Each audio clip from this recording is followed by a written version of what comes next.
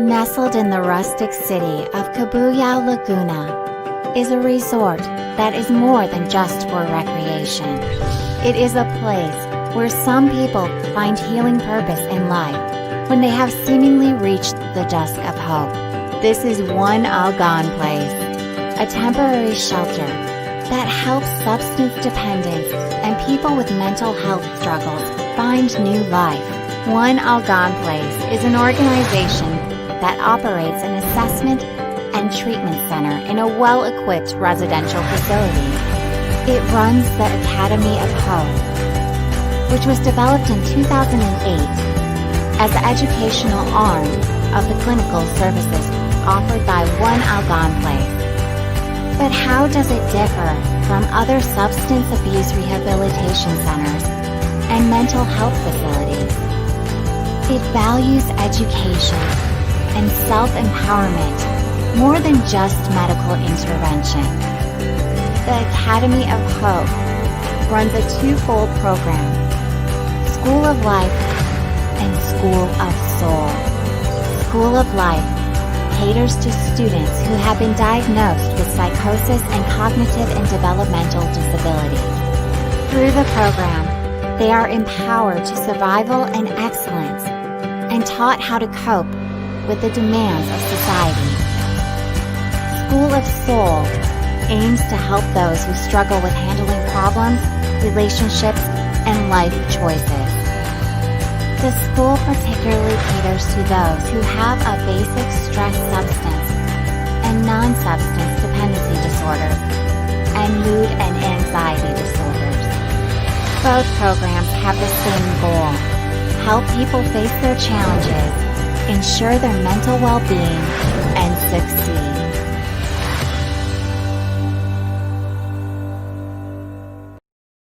TikTok, online radio live. Embrace life and love. Have this feeling, haven't felt for so long.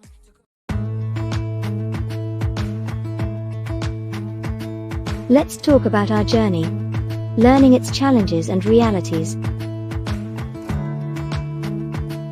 Let's talk about goals and dreams, and realize together how colorful life can be. Let's talk about love and understand its nature. Let's talk about growth and share ways to cope. Let's talk about life and see the bigger picture. Let's talk about the world, learn fair knowledge and good judgment. Join us on TikTok, an online radio program, always live, at Facebook and YouTube.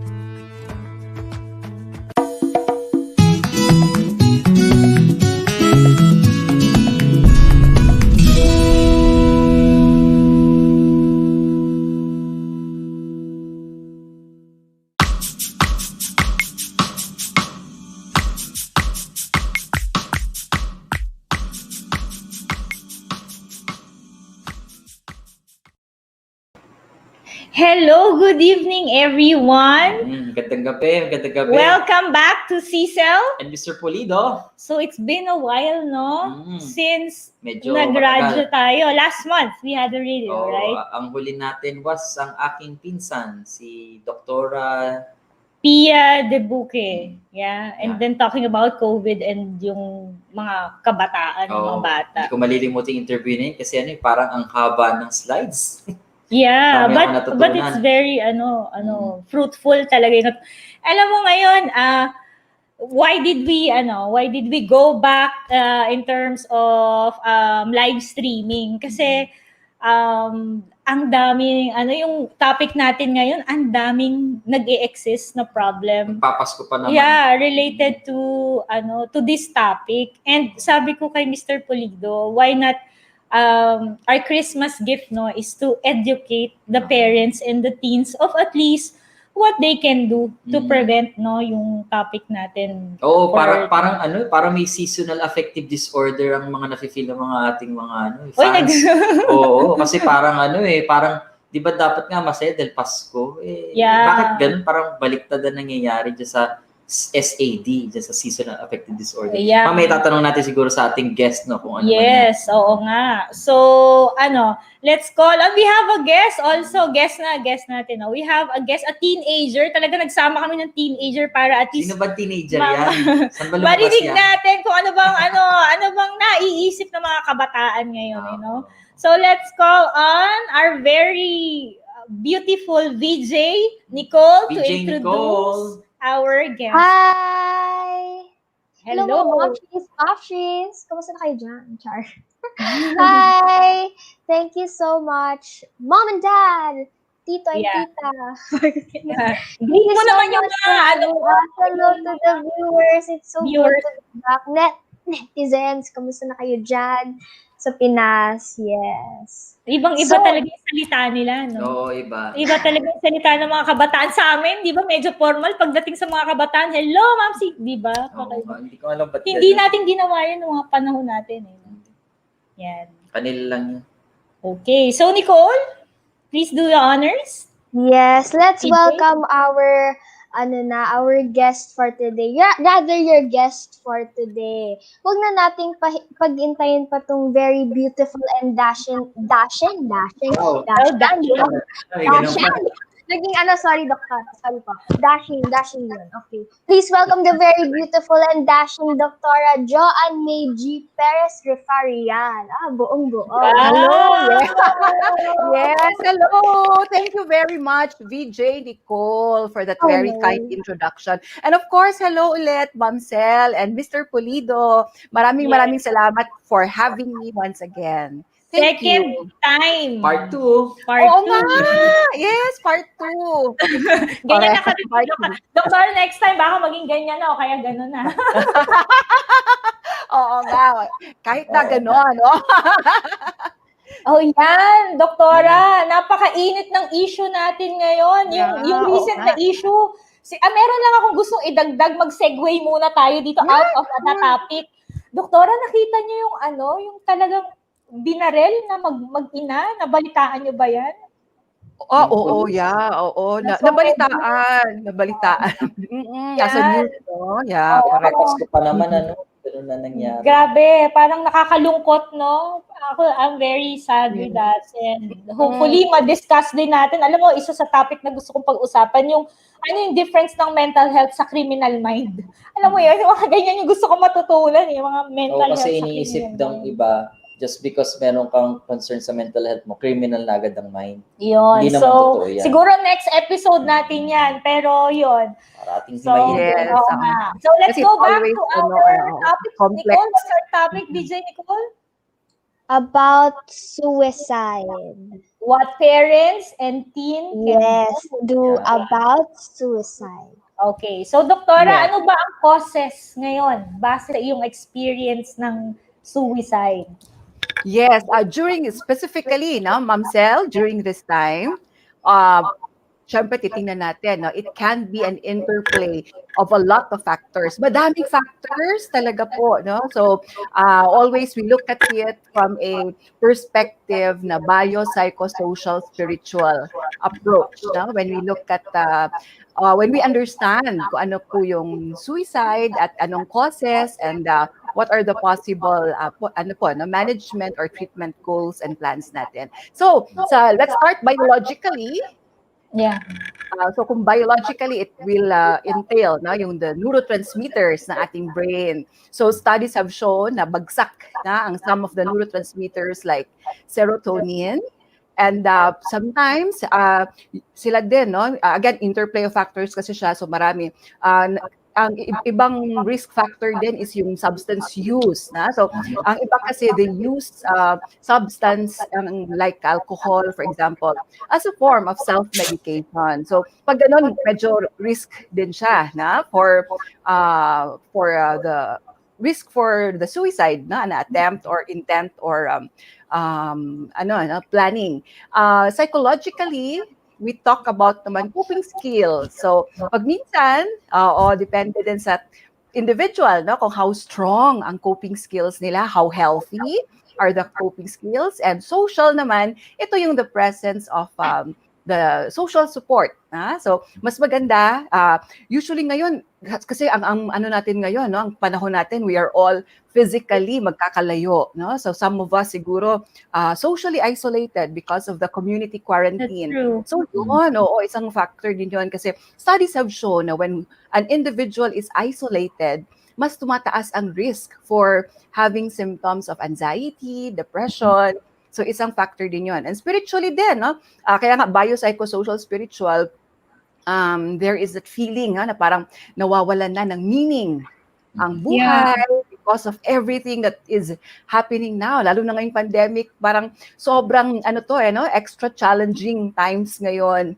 So, pag minsan, nawawala na tayo ng pag-asa, nawawala ang meaning of what is happening now, we begin to question kung anong purpose, kung ano ang sa mga nangyayari ngayon. So, we always look at that. So, ang usually, mga factors ngayon, having said that, ang mga nagiging sources ng stress, which can affect na yung mga biopsychosocial factors na yun. Number one, sa basic clinical na ko ngayon, practice, sa ongoing na health crisis. So, there is that pangamba, anxiety. That's true.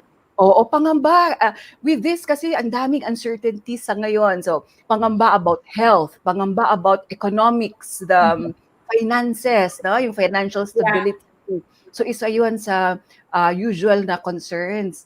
Ang isa naman, sa mga students naman ngayon, sa mga ka-age, no? Ni VJ Nicole, academics, there is this adjustment kasi, no? Sa this new platform of learning. So, isa din yun sa parang sila, no? Nagta-transition kasi to this online or distance learning. So, but we are not saying na yun mismo yun, no? Again, it's always an interplay of a lot of factors. Kaya tandaan natin na dapat masuri natin ng maayos kung ano man yung mga factors na yun. Doktora, may question ako. VJ Nicole, buksan mo yung mic mo para may tanong ako, mahirap ba ang online? Ano ba yung, I just want to ask her di ba sabi niyo, Doc, nasabi niyo na yung online Mahirap ba yung online? Ano mas gusto mo, face-to-face o online?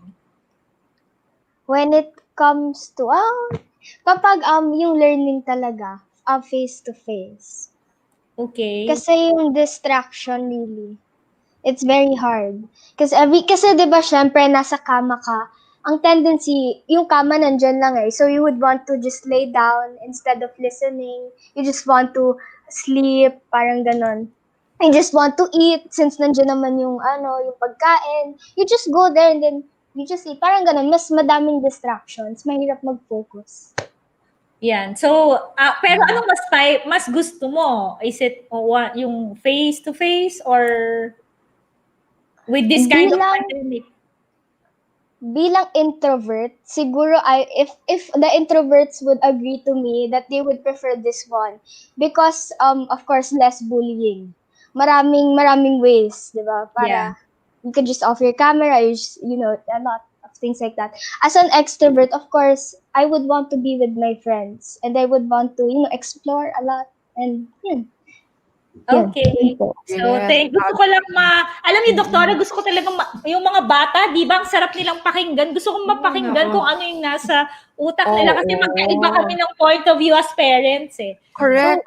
Oo. And ang age pa naman, yung age group, no, ni na VJ Nicole, ito yung age group na medyo challenging din yan. No? Medyo complicated ang age group nila because they are in that stage ngayon na nagka-transition din sila from mga bata and to becoming yung mga young adults. So papunta sila doon. So there is also that extra extra challenge din yung kanilang developmental stage at this point. But agree din ako kay VJ Nicole, Ma'am Czel, yung what you mentioned kasi iba-iba ang learning styles kasi ng mga bata. So yung iba talaga they find it yung adjustment medyo medyo na-challenge sila with this transition to the online or distance learning. But again, normal yun no? Parang always, pag may something new, it's part yun, no? Na there is that period of adjustment. And later on naman, after siguro mga 2 months, kasi October nag-open, di ba, ang school, October by the DepEd. So, ngayon naman, ang mga reports sa akin, medyo, they are getting na, no? The hang of it. So, so, makikita natin dito na, ano pa rin, no? Na parang there is hope always, no? So, kasi parang, naaano natin siya parang we're able to adapt, to adjust to it, and, slowly, no? We are able to transition well, especially kung may support from the parents like you, and from the school. Doktora, naiiyak ako sa sinabi mo. I get, the used to it. Meron akong 5 and 7 na naka-online kami. And I'm operating a hospital. Buti naka-adapt na po ako. Dumating din ako sa anxiety, galit, na lulungkot because I cannot do what I want to do. But now, ang galing kasi marunong nang magbasa yung mga bata, marunong mag-add. Hindi na sayang yung taon. Hindi na sayang. Talaga hindi ako nagsisi na-enroll sila. So, let's go back. Mr. Pulido, meron siyang question? Doc, ano po yung signs and symptoms po ng suicide? Oh yeah, that's a very good question, no, Sir Mr. Pulido.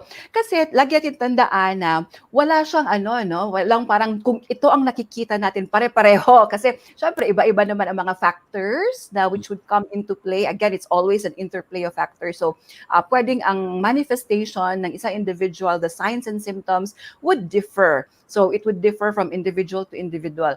But tandaan natin to give a background lang, no, about 90% ng mga nag-attempt or with completed na suicide, meron silang na-diagnose sila with mental health concerns or disorders. So usually depression. So doon tayo, no? So part ng symptoms nila would include changes in their mood. Pag napansin natin, lalo na parang may change in terms of the pattern ng behavior. Kung dati, tuwang-tuwa sila about a certain activity, a certain ask, sobrang interesado sila, biglang shut down, no? Biglang wala nang wala na silang gana to do it, or parang mas napansin natin na mas madalas silang nagkukulong sa kanilang kwarto, ayaw nilang lumabas, or they isolate themselves, no? Which is talagang kakaiba if we compare it, no, from their previous behavior. Iba naman, sleeping difficulties,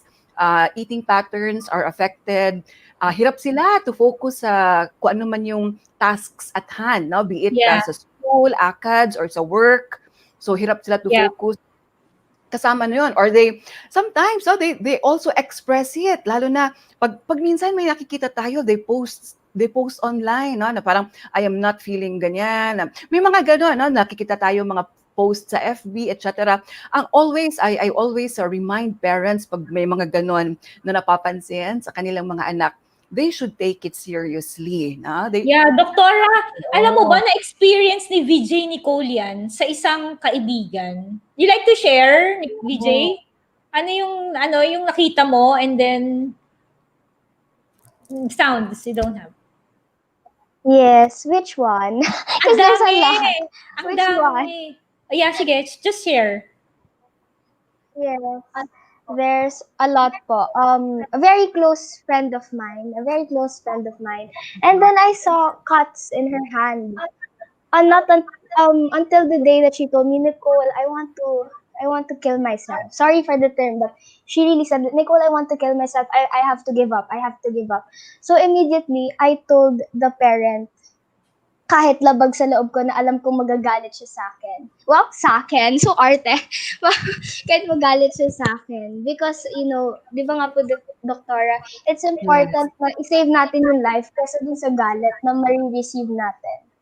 Of course. Agree ako doon, VJ Nicole. And tama yung ginawa mo, no? Kasi it's really important. Pag lalo na yon, no, na yung friend mo talagang explicitly in-express na niya, di ba? Sinabi na niya. And mas maganda talaga na we get as much support and help as we can. And ang number one doon is the family. The family. So tama yung ginawa mo to contact the family, the mom and dad. Or kung nasa school kayo, halimbawa sa school ito sinabi, and then get the support or help from your school na advisor, the class advisor or guidance counseling office. So always remember na mas maganda na we always, kasi we talk about this, we tell, we get support and help para we are able to save lives. And I'm sure that you were able to do that. Yeah, very good yon. Very good. Yeah, she has questions. Nicole, it's your turn. Please. Yes po. Pero before tayo, since parents na pag-usapan, Doktora, what if, question ko lang po, what if yung parent is siya, medyo denial siya that the parent thinks that, nagpapapansin lang tong anak ko. Arte-arte. Oo, nga, nagdadrama lang yan. Oo, lang yan. Wala lang yan. Yeah. What can we do po as a friend? Since As yung teen, parent na nga po, denial na rin po yung parent. How could we help? In fact, nangyayari talaga yan. No? So, always I make it a point it starts kasi talaga with raising awareness about mental health. No? This talaga, kaya ako very happy with the passage of the mental health law noong 2018. No? At least ngayon, mas tumaas na ang level of awareness na this is a real medical problem. Kaya yun, in-emphasize ko talaga yun, na any form of mood changes or may makita silang behavioral problems, it is a true and a real manifestation of a medical problem. Medical siya, no? But in the form of brain functioning and behavior. So yun, lagi kong ina-emphasize sa mga magulang na hindi siya arte-arte lang. Kung may times talaga na parang exhausted ang katawan ng isang bata, walang ganang pumasok, walang energy, kasi those are symptoms of a possible depression. So kung yun, lagi kong sinasabi na those are valid.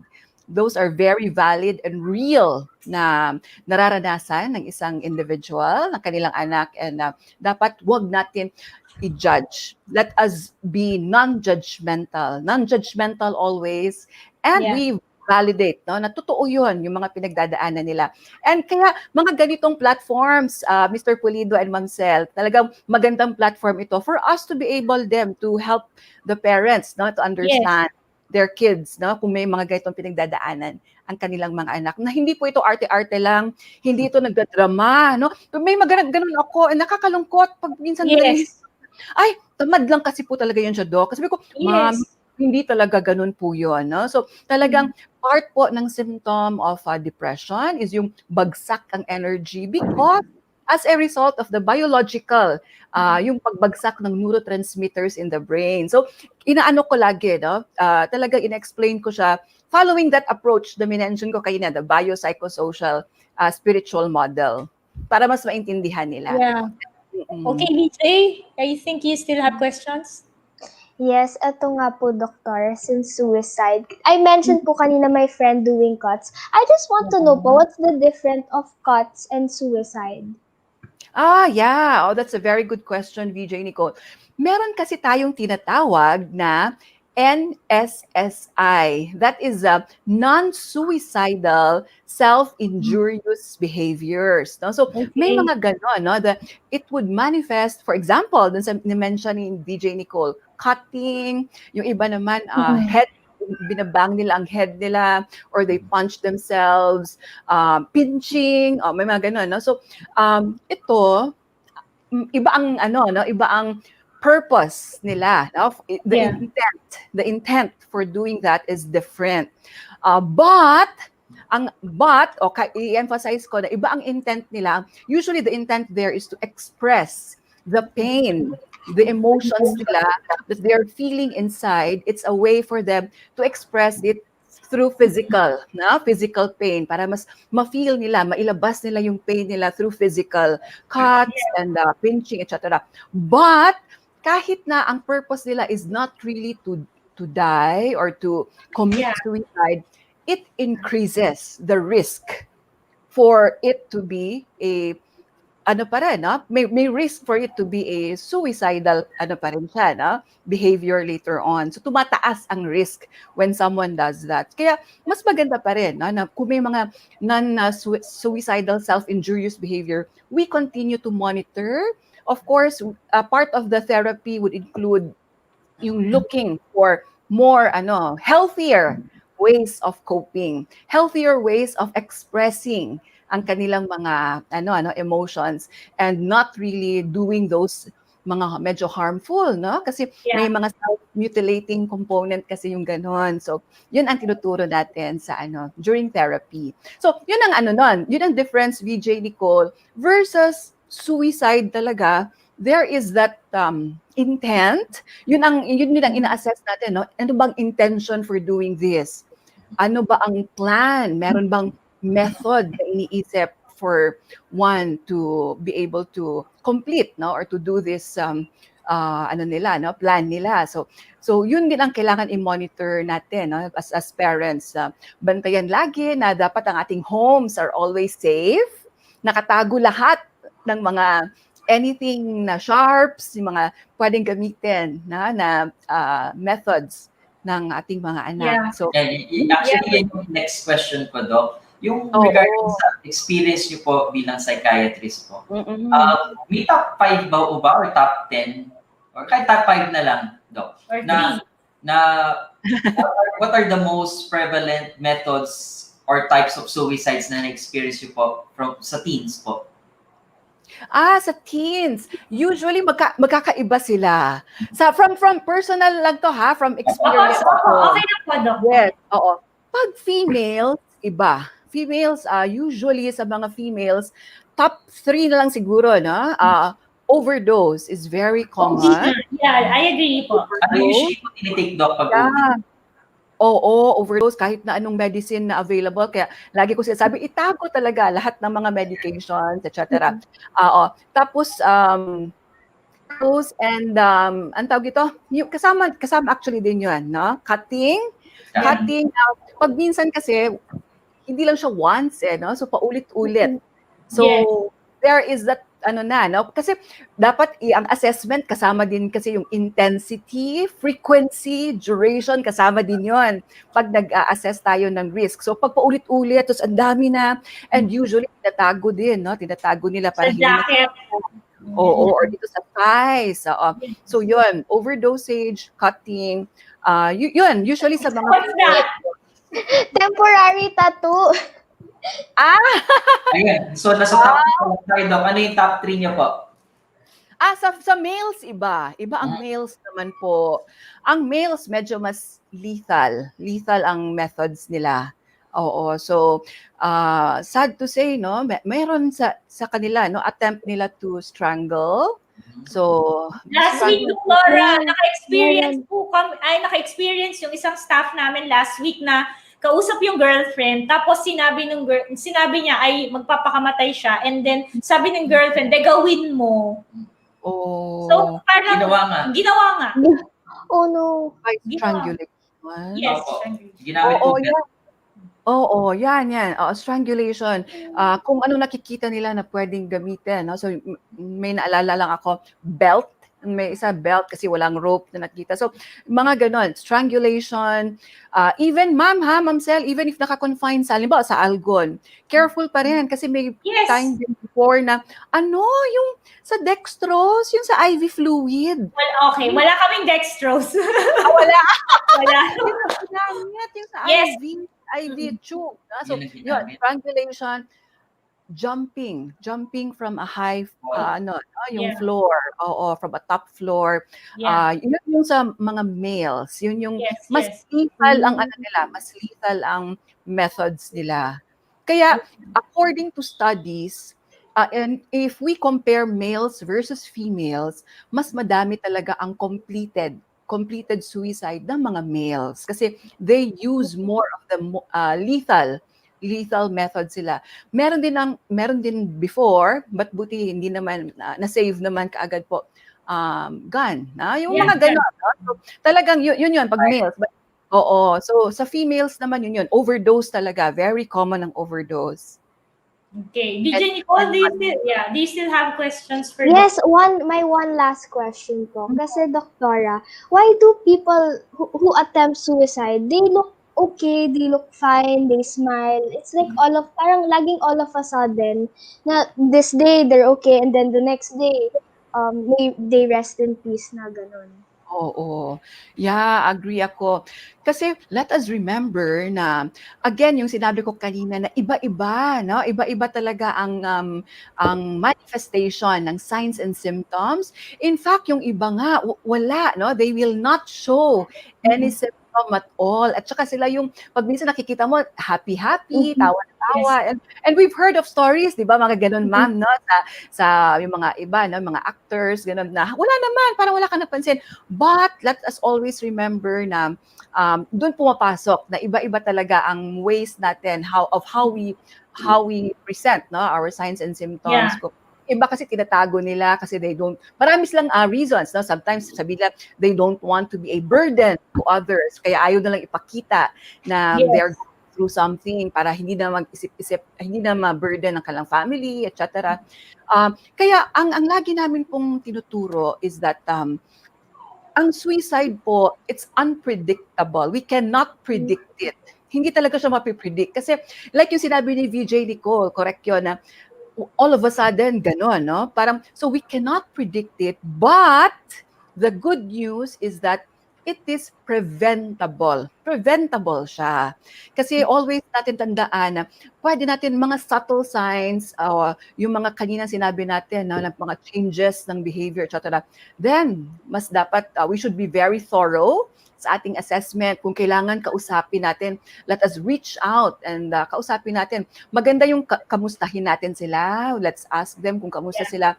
Meron din kasing, yung, narinig nyo na ba yun, ma'am? Yung parang, may school of thought, no, na parang ayaw nila na we ask directly na about the self-harm thoughts or meron ka bang Yes. Oo. That's So, right. yes, oo. But studies have shown na baliktad. Mas maganda if we ask about it. Yeah. Ask about Yes. it. Because when we ask about it, hindi tayo mali yun na ang thought is nag-i-implant tayo ng thought na hala mag-ano ka, gawin mo to. Baliktad, no? It's a way of telling that individual na yes, I'm showing concern kasi may napansin ako na nag-changes in behavior, etc. And it's okay to tell me. It's okay I'm here to give you that support that you need during this very difficult time. And kung kailangan, may mga kakausapin tayo na ibang mga tao who can help us better. And telling and retelling is also very therapeutic for someone. Telling and retelling. Yes, oo. In fact, sa mga psychosocial processing, di ba, Ma'am Czel, telling and retelling the story, it helps them kasi therapeutic din yun na nasasabi nila. And then, mas pag once kasi ma-express nila yon, then they are able to help din sa pag-process it, and tayo, nakakatulong din tayo to give a different perspective. So, mas maganda. Yeah. Doktora, kasi yung utak ng mga parents, di ba ganito? Yung, ito nandun na tayo sa preventive na sinasabi mo, what parents can do, no? If a child wants to commit suicide. Kasi, di ba yung Filipino culture na, ang arte-arte mo, tumigil ka nga. Nung panahon ko, hindi kami ganyan. Dapat matapang ka. Dapat, yung ako nga, nung maliit, nung bata ako, ang layo-layo ng eskwelahan ko. Ikaw, ang lapit-lapit lang, nandiyan. Something like, tapos, very, alam mo yung parang, hindi na sila maka-reason, hindi na sila maka-express ng feelings. That's why I want BJ Nicole to sit with the doctor and educate herself. Ano ba talaga yung nangyayari sa reality? But, ayun nga, yeah. Culture natin, diba? What are you saying? Culture natin parang, bawal yan, wag pag-usapan yan, ang arte lang yan, itulog mo lang yan, yung mga ganun yung concept. So, Doc, what can parents do na eto na nga, grabe na nga ang left and right ang suicide right now, di ba? We have admission, ganun din. Actually, mas madali nga yung concern na pag ang parents vocal yung bata na magsasabi ito plano niyan. Kaysa doon sa bata na parang huhulihin mo, ano ito? Parang titingnan, of course, na-discuss ni Doktora kanina yung signs and symptoms na, lethargic ang lifestyle niya, ganyan, hindi masyadong. Mahirap din, Dok, di ba? Yung hindi nagsasalita, grabe. Correct, oo. Kaya talagang, ang ano talaga, no, we acknowledge na when someone is going through a difficult time, especially pag nag-entertain na ng thoughts about self-harm and suicide, talagang it's really a very complex ano talaga siya, issue, complex concern, again, with several factors. But for parents, tama yung sinabi mo, Ma'am Czel, never compare. Yun talaga. Number one yun. Kung may maalala man tayo from our discussion tonight, never compare. Kasi pag compare natin na, yung anak ka ni Kumare, kaya naman, pinasa niya yung exam. Ikaw, bakit hindi mo napasa? Wag. Kasi parents, we should never do that. Kasi na-invalidate, no, yung anak natin, sila, no, na-invalidate ang kanilang emotions. So, first, never compare. Kasi of course, each of us, iba-iba ang kwento ng ating buhay. Iba-iba ang mga pinagdadaanan natin. Iba-iba ang families, dynamics, etc. So again, maraming factors doon. Number 2, always remember to listen. Listen. Kahit listen na active listening, no? Now, kahit na walang sasabihin ang parents, makinig lang, makinig. Again, that is very therapeutic already. Listen and there is that difference between empathy and sympathy. So, dun tayo sa empathy. Kahit parent tayo, ilagay natin ang ating shoes sa shoes ng ating mga anak. Na, oo nga, ibang-iba na. Kaya nga, wala talagang no reason to compare. Kasi sa time natin noon, iba pa ang math noon. Ngayon, sa age nila, kakaiba na ang mga math nila. Yes, grabe. Okay nga Naiiyak ako sa math na yan. Yung math na yan, ako. Alam mo ba, Doktora, naghanap pa ako ng tutor for Nicole kasi during that time, kaya ko yung math, pero nung nakita ko yung math niya, hindi ko kaya.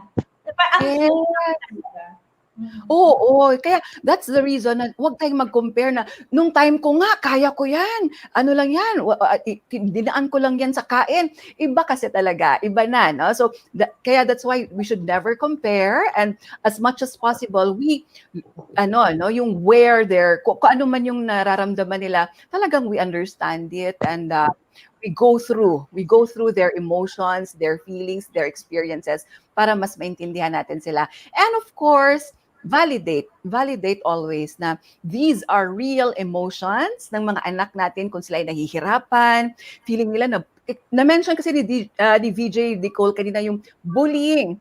In fact, isa yun sa risk factor for also, no, for the increase or for risk factor for suicide.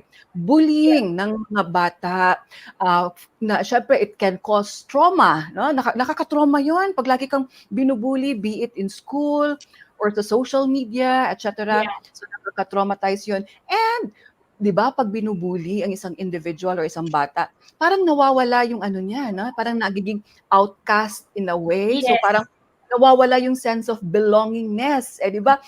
Sa health kasi kasama yun physical, mental, emotional, and social well-being. So parang nawawala yung sense mo na you belong to a group.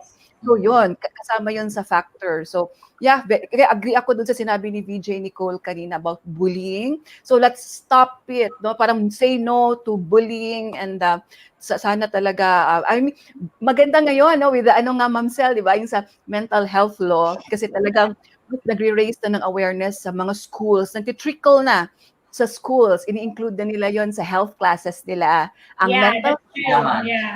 Yes. I designed a cyberbullying module for a film. Actually, it was endorsed by UNICEF. Yan. Endorsed by UNICEF, CWC, Children Welfare. And then, medyo I campaign for bullying talaga, Doktora. And it's a module that teaches the kids on how to handle cyberbullying. Pero it's a film together with OMF. So we're part of that. I agree with you, Doktora. Congratulations, Ma'am Czel. I'm sure it will really help. Sana makascade yon sa mga schools, di ba, Ma'am? Kasi talagang ibang effect eh. Meron siyang may lingering na maglilinger ang effects niya. Like it can be really traumatic Yeah, sa bata. Doktora, before we answer a question siguro, I'll share to you something about paano yung decision namin bilang parents. Does it Yes. affect kung magkaiba? Let me say, kampi ako kay Nicole, tapos si daddy niya, kontra. So, ano yung nagiging, alam mo yun, yung, kasi kami, for me, as much as possible, we wanted one decision. Pero, what about the others? Di ba? Yung mga bata na, si mommy sabi ko, si daddy. Parang imposible yan sa kanilang dalawa. Imposible yan sa kanilang dalawa. Yes. But to reach to a to come to a same decision, VJ Nicole. Yes. Yes, Yeah, I mean, it can happen, di ba? It can happen naman, Ma'am Czel. Of Yeah. course, with other families, normal yun. But of course, we encourage open lines of communication. Yun. Kasi isa din yun sa tinitingnan eh. Now, one of the factors is sometimes yung mga kids parang natatakot na silang mag-open up kasi meron Sermon. mas nagpo-pull away sila instead of confiding to us parents, mas nagpo-pull That's away true. sila because of yung gano'n, no? Takot sila to say anything because pag may sasabihin, iba kagad yung Sermon. It leads to a sermon.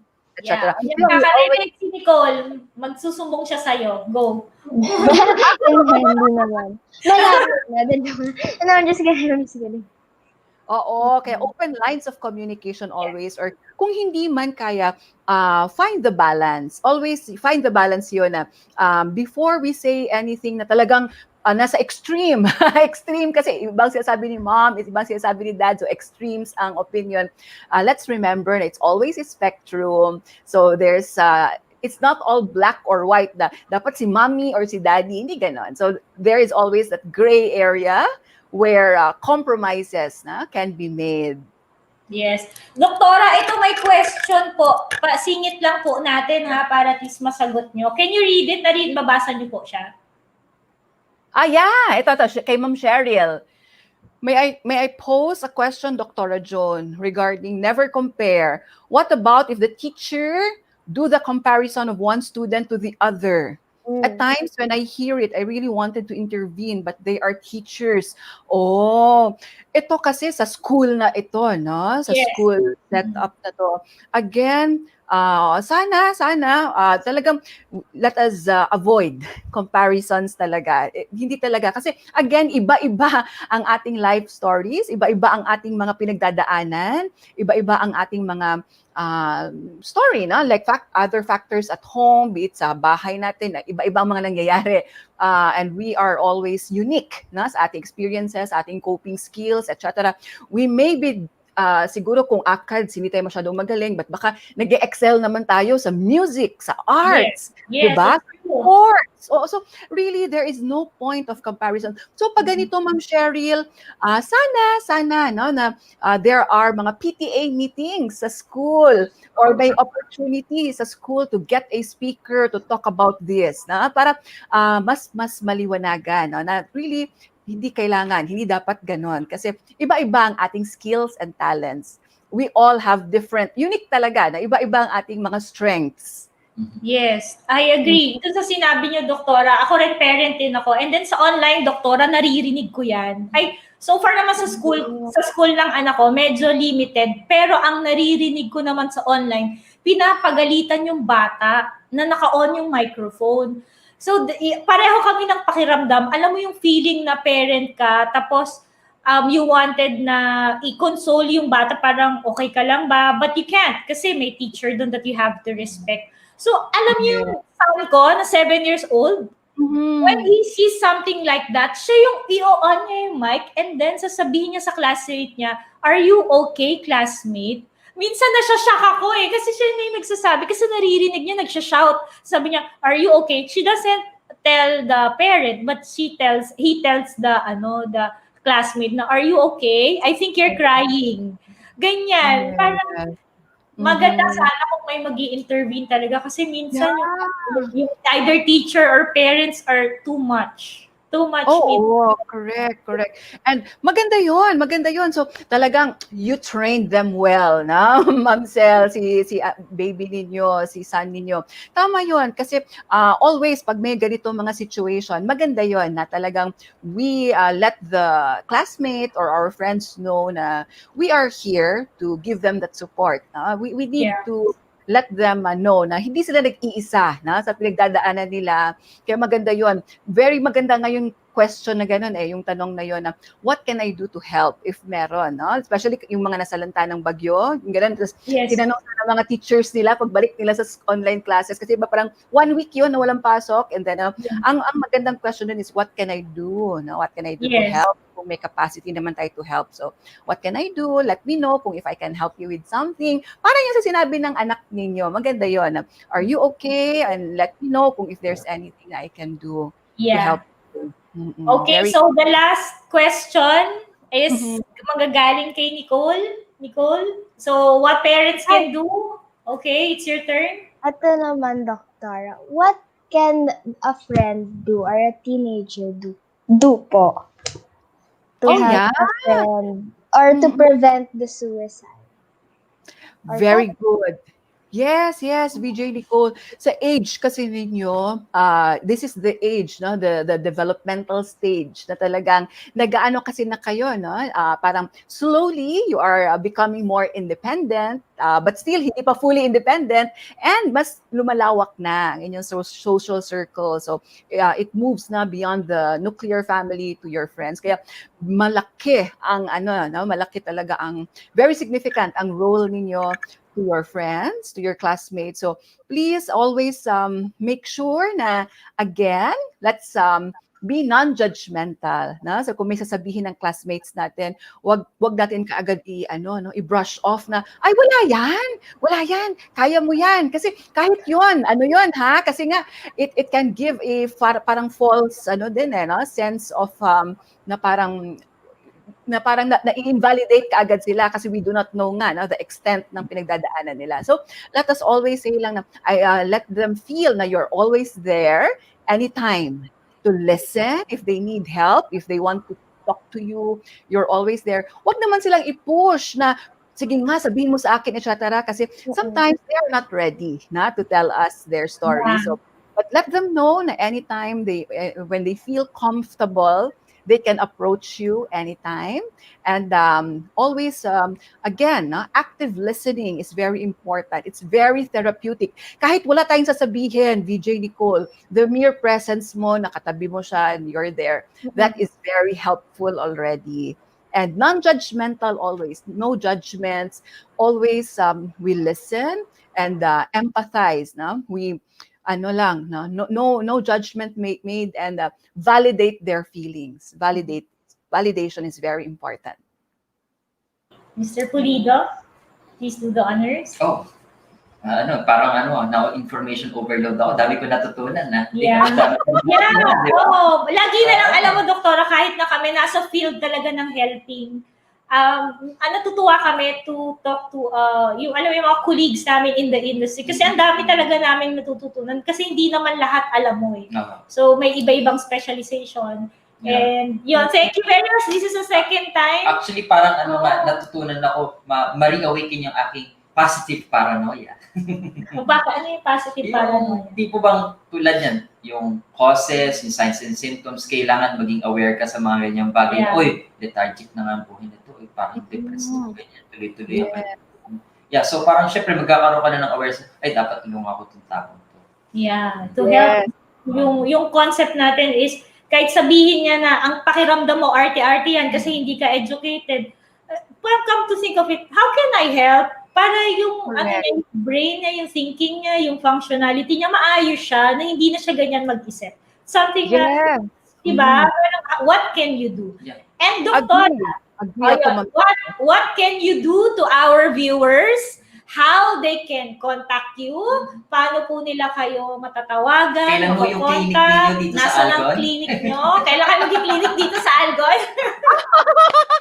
Anytime, ganun. they can always contact me sa sa Facebook, yung nag-share ako, di ba? Healthy Mind Clinic. Yeah, Healthy Mind Clinic. Ako po yun. Yeah. Nasa Facebook siya, may page yun, Healthy Mind Clinic. And before lang ako magbabay, Ma'am Czel, Mr. Pulido, and of course, VJ Nicole, I would like to emphasize na again, thank you for this very relevant na discussion this evening. Kasi ang suicide po, it's a public health issue. It's really a public health issue, and we need to be aware of the signs, symptoms, what we can do to help. Kasi for us po, sa Philippine Psychiatric Association, one fatality from suicide is already too many. So let's do our best po. Monitor always. Let's be thorough sa ating mga assessments para at least we are here to help and to save lives. So maraming salamat for this very...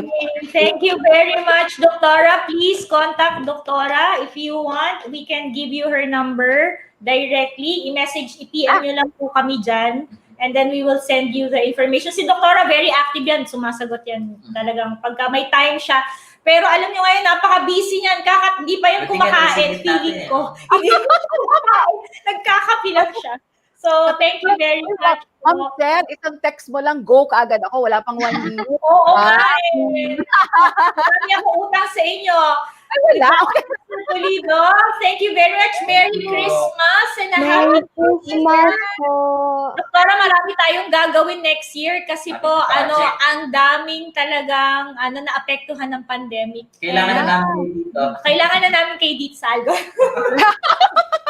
Oo nga, kasi ang projected is even if may treatment na or cure, of course, ang lingering effects, will be on Trauma, and of course, trauma with the pandemic. Sobra continuous pa rin yung economic effects, problems, finances, stability. So dapat yung first episode natin next year. Okay, so kayo daw, sabi ni Mr. Pulido, kayo daw po ang thank you. Greetings lang po tayo. Hi, Dr. Winston. I miss you. Dr. Winston Pascual. Squeaky Clean. Si Squeaky Clean. Alam niyo po yan, gumagawa siya ng ng mga soaps na natural soaps for kids. And he is also a doctor and a practicing psychiatrist, no? Oh, yeah. Hello, Doc. Hello, Hi, Doc. Yan. Thank you. And then, marami pa. Nag-watch po sa inyo, Doktoria. Si Gloria Anquerfla, si Anastasia Lopez, hello. Si Gloria, ayun, siya rin ulit. And then, si I think kilala niyo po tayo. Hi, si Sir. Hello. Hello po. Duty siya ngayon. Duty sa ER. Yes, Mama Annie, Hi, Mama. one of the founders of One Algon Place Foundation, my mother-in-law. Hello, Mama. Mama, chup-chup. Si Doktora, malapit na po siyang maging part ng Algon. Welcome. Anytime. I'm here anytime. Wala pang 1 minute. Di pa nag-reply agad ako. Yes, okay. Ay, wait pa. Meron pang isa. I learned a lot. Thank you very much po. Thank you. Pakishare po yung clinic ni Doktora para marami pa po siyang matulungan at makakalat ang kanyang kagandahan and dazzling. At sabi ni Nicole, ano ba sabi mo, Nicole? Ano ba yung... Dashing. Sorry. Selma Barrera. Hello Miss Selma. Maraming salamat po sa panonood. Dami natin. Okay, Doktora, I think you need to eat na. Nahiya ako sa inyo. Okay lang. And really thank you, and more power to your of course your institution and your project, the advocacy ninyo. More power, and I wish you all the best this 2021 and the rest of the year. Opo, Doktora, kayo rin, Dok. We wish you more happiness and more shows. More shows. Kailangan natin more shows. Okay, so with that, thank you. Bye. Thank you po. Thank you po from the bottom of my heart. Thank you. Opo. Silent night, holy night, all is calm, all is bright, round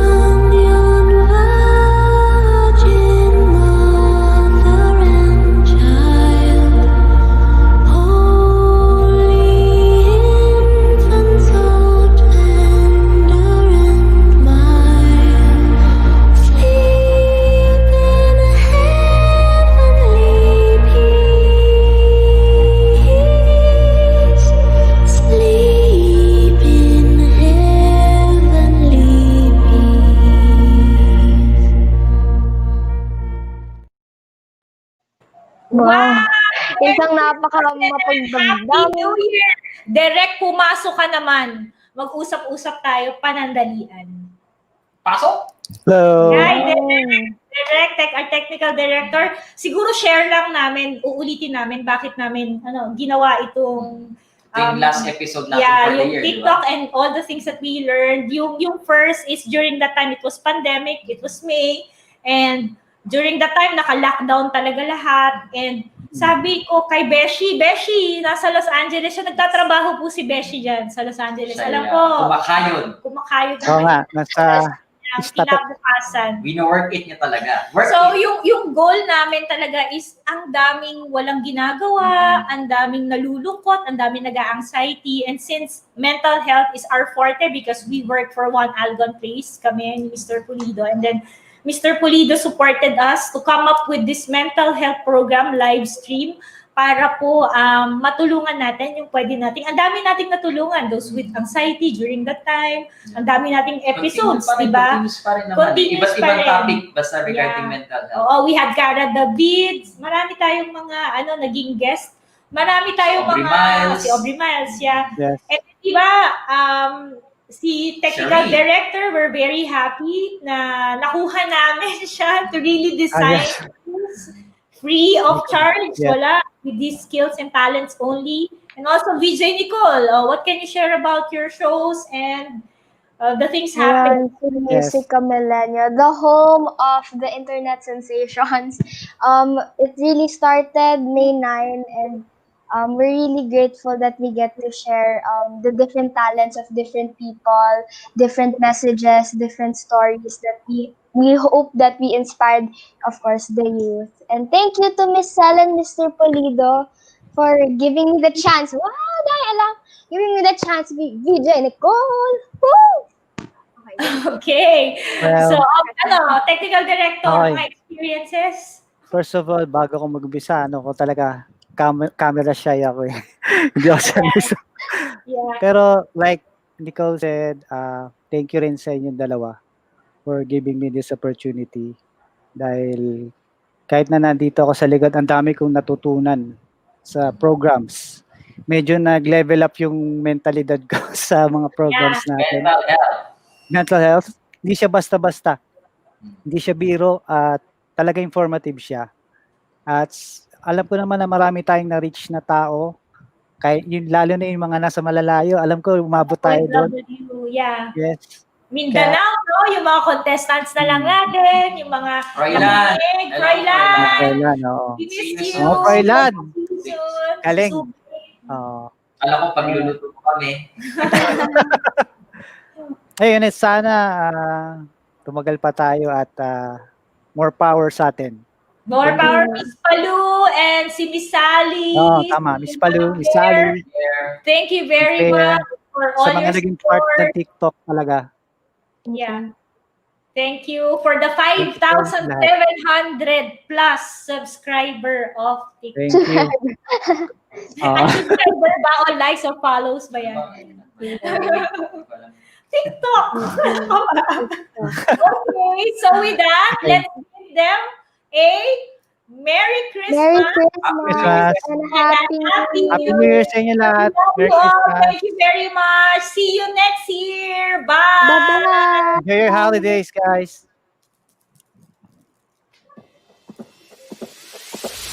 Tonight we're running on the right track.